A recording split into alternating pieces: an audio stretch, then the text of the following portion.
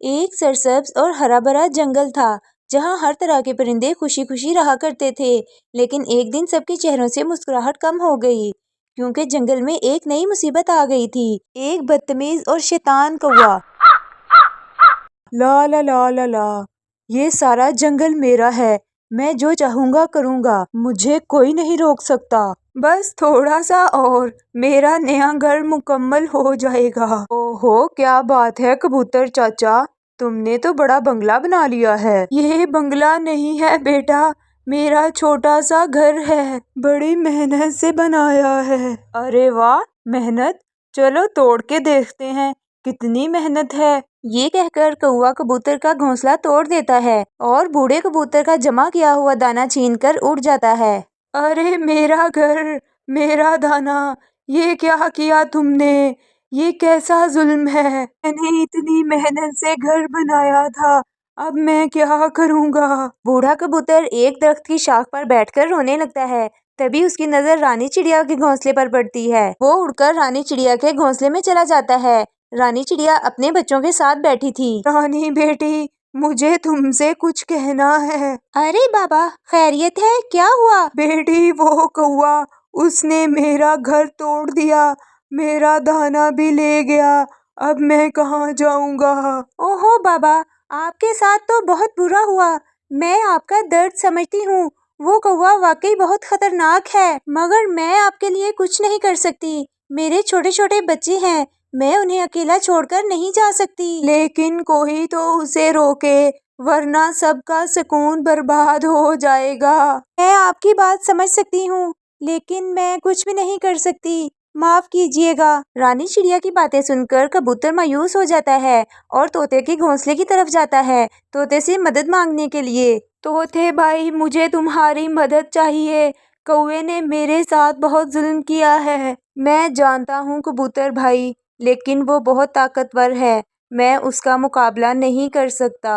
تو کیا ہم یوں ہی سہتے رہیں گے؟ کبوتر بھائی، میرا یہ مشورہ ہے کہ تم دوبارہ گھر بنا لو اور دعا کرو کہ وہ تمہیں دوبارہ تنگ نہ کرے۔ اگلے دن کوا الو کے گھر کی طرف چلا جاتا ہے۔ الو اپنے گھر میں بیٹھ کر دانہ کھا رہا تھا۔ ارے واہ، کیا بات ہے، بڑے مزے کی خوشبو آ رہی ہے، کیا پکا ہے آج؟ یہ میرا کھانا ہے، ہٹو یہاں سے۔ ارے تمہاری اتنی جرأت، تم نے مجھے منع کیا، اب تو یہ کھانا میں ہی کھاؤں گا۔ ارے بھاگو یہاں سے، یہ میرا کھانا ہے، میں تمہیں چکھنے بھی نہیں دوں گا۔ بہت ہی لمبی زبان آ گئی ہے تمہارے منہ میں تمہیں ابھی سبق سکھاتا ہوں۔ پھر کوا الو پر حملہ کر دیتا ہے اور اسے بہت مارتا ہے۔ الو سوچتا ہے کہ اسے کھانا دے دیتا ہوں، ورنہ یہ مجھے جان سے مار دے گا۔ ٹھیک ہے، تم یہ کھانا لے جاؤ، مجھے مت مارو۔ اب آیا نا دماغ ٹھکانے پہ، آئندہ مجھ سے بحث کرنے سے پہلے 100 بار سوچنا۔